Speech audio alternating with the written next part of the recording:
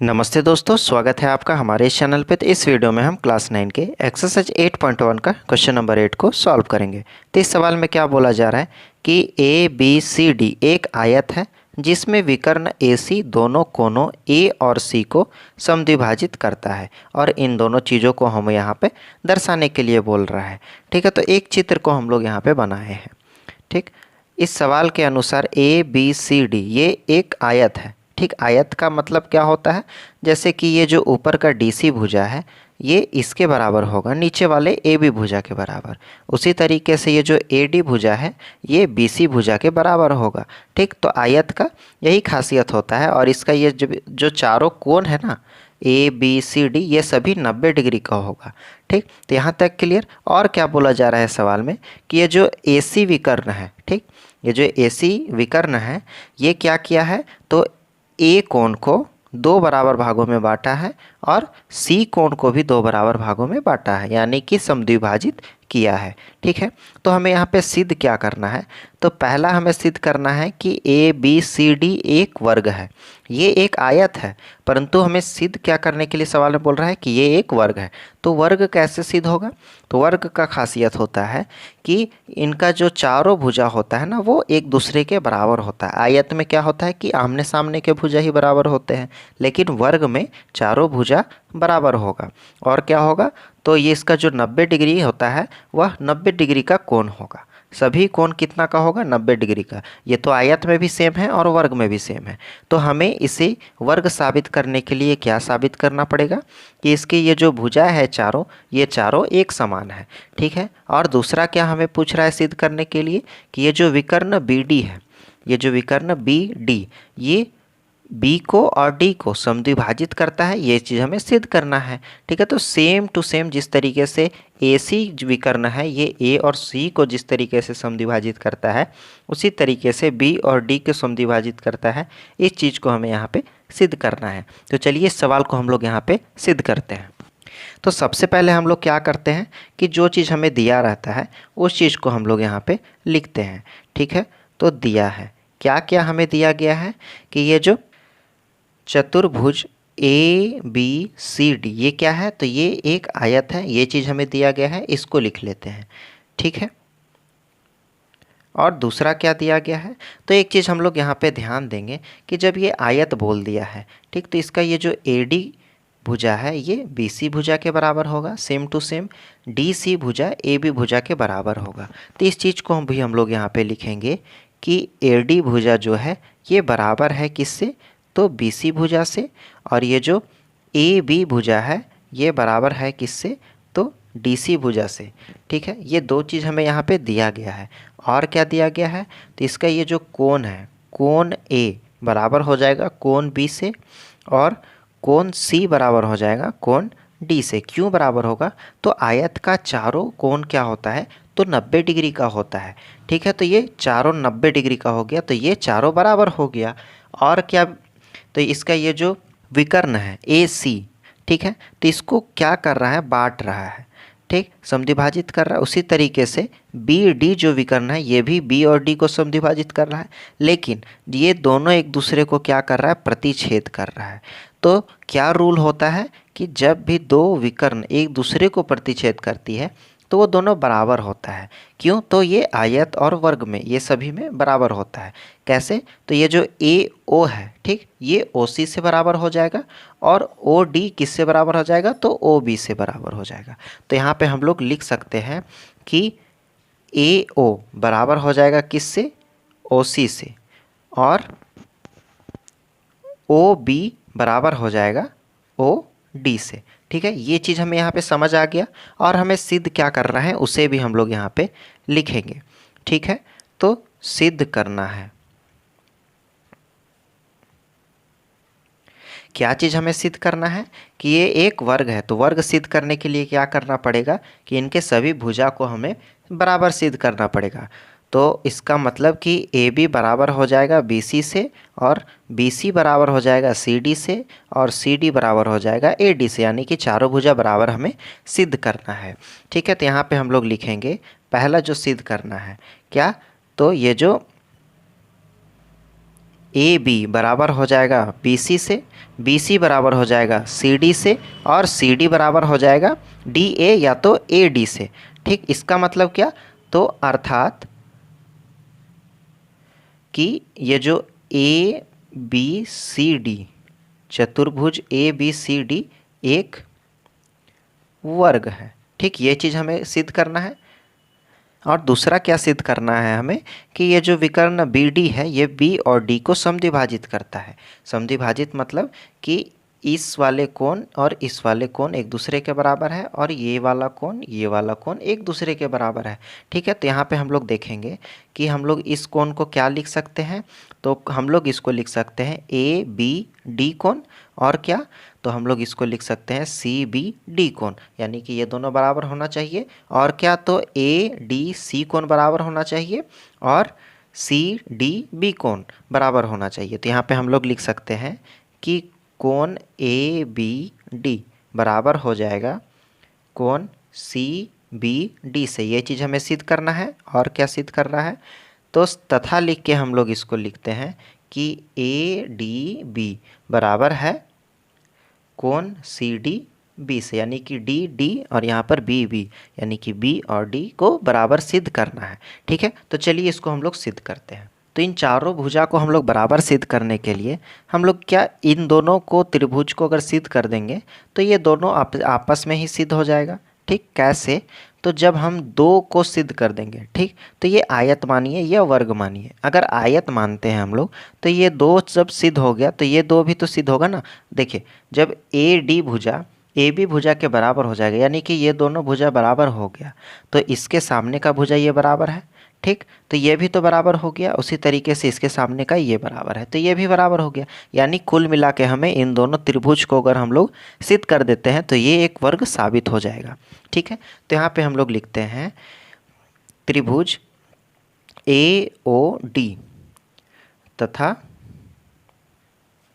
त्रिभुज ए O D को लिए, इसको अब क्या लेते हैं ए ओ बी को, ए ओ बी को। ठीक, तो इन दोनों त्रिभुज को अगर हम लोग सर्वांगसम सिद्ध करेंगे तो ये एक वर्ग साबित हो जाएगा। ठीक है, तो इन दोनों में क्या क्या समानता है, तो इन दोनों में हमें ये जो ए ओ है ये दोनों त्रिभुज में आ रहा है। ठीक, ए ओ डी त्रिभुज और ए ओ बी त्रिभुज, इन दोनों में ए ओ भुजा आ रहा है, तो हम लोग लिख सकते हैं कि ए ओ बराबर हो जाएगा ए ओ से। कैसे, तो ये एक उभयनिष्ठ भुजा है। ठीक, तो इसके बगल में इसका रीजन लिखेंगे कि उभयनिष्ठ भुजा है। ठीक है, एक समानता हमें मिल गया। अब दूसरा समानता क्या मिलेगा, कि ये जो ओ डी है, ठीक, इस त्रिभुज में, दोनों त्रिभुज में ये जो ओ डी है ये बराबर हो जाएगा किससे, ओ बी से। ठीक, क्यों बराबर हो जाएगा, क्योंकि ये दोनों जो विकर्ण है, ठीक, ए सी विकर्ण और बी डी विकर्ण, ये दोनों एक दूसरे को प्रतिच्छेद कर रहा है, यानी कि दोनों बराबर भाग में बांट रहा है। ठीक, ए ओ बराबर हो जाएगा ओ सी से, ये चीज़ हम यहाँ पे लिख भी दिए हैं। ठीक, तो इसका मतलब कि ये जो ओ डी है ये बराबर हो जाएगा ओ बी से। तो यहाँ पे हम लोग लिखते हैं कि ओ डी बराबर हो गया ओ बी से। ये चीज़ हमें सवाल में ही दिया गया है, तो यहाँ बगल में इसका रीजन लिखेंगे कि दिया है। और एक समानता क्या मिलेगा, कि ये जो कोण ए है, ठीक, ए ओ डी, इस वाले त्रिभुज में ये कोण ए जो है वह इस वाले त्रिभुज के कोण ए के बराबर है। क्यों बराबर है, क्योंकि ये जो ए सी है विकर्ण, ये जब घिंचाया, ठीक, ए सी विकर्ण जब घिंचाया तो ये ए और सी को समद्विभाजित किया है। तो यहाँ पे हम लोग लिख सकते हैं कोण ए लाना है हमें बीच में, तो ओ ए डी लिख सकते हैं। ओ ए डी बराबर हो जाएगा क्या, तो ओ ए बी से, कोण ओ ए बी से। ये चीज़ हमें सवाल में ही दिया गया है। ठीक, तो यहाँ बगल में इसका रीजन दिया है, लिख लेते हैं। ठीक, तो तीन समानताएं हमें चाहिए था, तो तीन समानता हमें मिल गया। ठीक, तो अब हम लोग यहाँ पे लिखेंगे कि इसलिए त्रिभुज ए ओ डी सर्वांगसम हुआ त्रिभुज ए ओ बी से। ठीक, ये दोनों त्रिभुज क्या हुआ, आपस में सर्वांगसम सिद्ध हो गया। कैसे, तो भुजा भुजा कोण से। तो हम लोग यहाँ पे लिखेंगे कि भुजा कोण भुजा सर्वांग समता से। ठीक है, सर्वांग समता से। तो एक चीज़ हमें यहाँ पे सर्वांग सम सिद्ध हो गया। तो जब ये सिद्ध हो गया तो यहाँ का ये जो ए डी है, ठीक, ये जो ए डी है ये किसके बराबर हो गया, ए बी से बराबर हो गया, ठीक। तो उसी तरीके से ये जो ओ डी है ओ बी, ये दोनों बराबर था ही, यानी कि सभी भुजा सभी कोण इन दोनों त्रिभुज में आपस में बराबर हो गए। तो ये जो ए डी भुजा है ये ए बी भुजा से बराबर हो गया। तो यहाँ पे हम लोग लिखेंगे कि डी ए या तो ए डी बराबर हो जाएगा ए बी से, ठीक। कैसे, तो सर्वांगसम त्रिभुज के संगत अवयव से। तो ये यहाँ पे बराबर हो गया, ठीक। तो जैसा कि हम लोग जानते हैं कि ये एक आयत है, ठीक। तो आयत में जब दो ये दोनों बराबर हो गए तो इसके सामने का ये बराबर हो गया, इसके सामने का ये, तो यानी कि जब चारों एक दूसरे के बराबर है तो ये एक क्या हो गया, ये एक वर्ग हो गया, ठीक। तो अब हम लोग यहाँ पे लिखेंगे तब कि डी ए भुजा, ये जो डी ए भुजा है ये बराबर हो जाएगा ए बी भुजा से, और ए बी भुजा किसके बराबर हो जाएगा, बी सी भुजा के, बी सी भुजा, और बी सी भुजा किसके हो जाएगा बराबर, तो सी डी भुजा के। तो यहाँ पे हम लोग लिख दिए। तो यानी कुल मिला के ये चारों भुजा जो है ये आपस में बराबर हो गया। और जब भी चारों भुजा आपस में बराबर होता है तो वो क्या होता है, तो वो एक वर्ग होता है। तो यहाँ पे हम लोग लिख सकते हैं कि ए बी सी डी एक वर्ग है, ठीक। तो जो चीज़ हमें सिद्ध करने के लिए पहला मैं बोल रहा था उस चीज़ को हम लोग यहाँ पे सिद्ध कर लिए। यहाँ बगल में लिख सकते हैं कि सिद्ध हुआ। कितने नंबर का सिद्ध किए, तो पहला को, तो पहला इसमें लिख दिए, ठीक। अब दूसरे को हम लोग सिद्ध करना है। तो दूसरा क्या हमें सिद्ध करना है कि ये जो बी है और ये जो डी है इसको बी डी विकर्ण एक दूसरे को समद्विभाजित कर रहा है। समद्विभाजित मतलब दोनों को बराबर भागों में बांट रहा है, ठीक है। तो चलिए दूसरे को भी हम लोग यहाँ पे सिद्ध करते हैं। तो दूसरा सिद्ध करना है तो हम लोग यहाँ पे 2 नंबर लिख लेंगे, ठीक। तो दूसरा हम लोग सिद्ध कैसे कर पाएंगे, तो यहाँ पे थोड़ा सा चित्र को हम लोग देखेंगे कि इस बी को यहाँ इस वाले कोण और इस वाले कोण को बराबर करना है। तो हमें ऐसा त्रिभुज लेना है ना कि ये दोनों आपस में अलग अलग हो जाए। तो अलग अलग हो जाएगा तो सर्वांगसम सिद्ध करेंगे तो ये दोनों बराबर हो जाएगा, ठीक है। तो क्या हम लोग देखेंगे कि ये जो ए बी डी है त्रिभुज ये लेंगे एक, और क्या लेंगे, बी सी डी त्रिभुज को लेंगे, तब इन दोनों कोण है सो बराबर हो जाएगा। उसी तरीके से ये दोनों कोण बराबर हो जाएगा, ठीक। तो यहाँ पे हम लोग लेते हैं त्रिभुज डी ए बी को, डी ए बी ले या बी ए डी ले बात सेम है, ठीक है। तो डी ए बी को लिए, और कौन सा लेंगे हम लोग, तो और लेंगे त्रिभुज डी सी बी को, ठीक। इन दोनों त्रिभुज में हमें सर्वांग समता सिद्ध करनी है, ठीक। तो 2 त्रिभुज लिए। अब इन दोनों में हम लोग देखेंगे, देखिए ये वाला त्रिभुज और ये वाला त्रिभुज, ठीक। तो इन दोनों में हम लोग क्या क्या देखेंगे समानता, कि इसका ये जो डी ए है, ठीक, ये जो डी ए है ये किसके बराबर है, तो सी बी के बराबर है, ठीक। तो हम लोग यहाँ पे लिखेंगे कि डी ए बराबर हो जाएगा किससे, सी बी से। ये दोनों भुजा क्या है, तो बराबर है, ये चीज़ हमें दिया गया है। तो यहाँ पे लिखते हैं कि दिया है। अगर हम लोग इसको आयत मानेंगे, ठीक, अगर हम लोग इसको आयत मानते हैं तो आयत का रूल क्या है, तो उसके सामने का भुजा बराबर होता है, ठीक। अगर हम इसे वर्ग मानते हैं तो वर्ग का क्या है कि चारों भुजा बराबर होता है। तो दोनों स्थिति में ये दोनों आपस में बराबर हो जाएगा। तो ये चीज़ हम लोग यहाँ पे लिख लिए। तो दूसरा हमें क्या मिलेगा कि ये जो ए बी भुजा है ये बराबर किससे हो जाएगा, डी सी भुजा से, ठीक है। अगर हम लोग इसको आयत मानेंगे तो सामने का भुजा तो बराबर होता है, और अगर वर्ग मानेंगे तो चारों भुजा बराबर होता है। तो हम लोग यहाँ पे लिख देंगे कि ए बी बराबर हो जाएगा किससे, सी डी से। ये चीज़ भी हमें दिया है, तो यहाँ पे हम लोग लिखते हैं कि दिया है। अब तीसरा समानता क्या मिलेगा कि इसमें ये जो बी डी विकर्ण है, ठीक, इस वाले त्रिभुज और इस वाले त्रिभुज में बी डी विकर्ण क्या है, तो उभयनिष्ठ है, कॉमन है, दोनों में आ रहा है। तो हम लोग यहाँ पे लिख सकते हैं कि ये जो बी डी बराबर हो जाएगा बी डी से। कैसे बराबर हो जाएगा, तो ये एक उभयनिष्ठ भुजा है, ठीक। तो यहाँ पे लिखते हैं रीजन में उभयनिष्ठ भुजा है। तो जब ये सर्वांगसम सिद्ध हो गया, ठीक, इसलिए त्रिभुज डी ए बी सर्वांगसम हुआ त्रिभुज डी सी बी से। कैसे सर्वांग सम हुआ? तो भुजा भुजा भुजा सर्वांग समता से। तो यहाँ पे लिखेंगे हम लोग भुजा भुजा भुजा सर्वांग समता से, सर्वांग समता से। ठीक है, तो ये सर्वांग जब सिद्ध हो गया तो इसका ये जो डी कोण है, इस वाले डी कोण से बराबर हो जाएगा, बी कोण बी वाले कोण से बराबर हो जाएगा। ठीक है, तो हम लोग यहाँ पे लिख सकते हैं, इसलिए त्रिभुज ए बी डी बराबर हो जाएगा त्रिभुज सी बी डी से। इसलिए कोण ए बी डी बराबर हो जाएगा सी बी डी से। तो ये जो ए बी डी कोण है, ये बी कोण है, ये बराबर हो जाएगा किससे?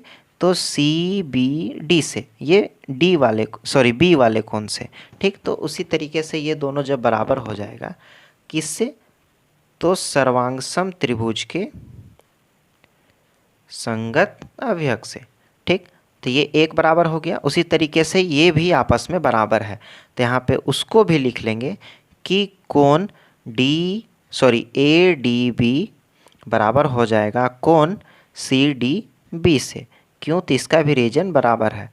ठीक है, अब जब ये दोनों आपस में बराबर हो गया, ये इससे बराबर हो गया, ये इससे बराबर हो गया, तो क्या सिद्ध हो गया कि ये जो बी डी विकर्ण है ये बी और डी दोनों को समद्विभाजित करता है। तो हम लोग यहाँ पे अतः करके इस चीज़ को लिख सकते हैं। ठीक, तो यहाँ पे लिखेंगे अतः विकर्ण बी डी दोनों कोणों बी और डी को समद्विभाजित करता है। ठीक, तो ये चीज़ हमें सिद्ध करना था, यहाँ पे सिद्ध हो गया। तो यहाँ पे लिखते हैं कि सिद्ध हुआ। कितने नंबर था? तो 2 नंबर। ठीक, चलिए इसको आप लोग नोट डाउन कर लीजिए।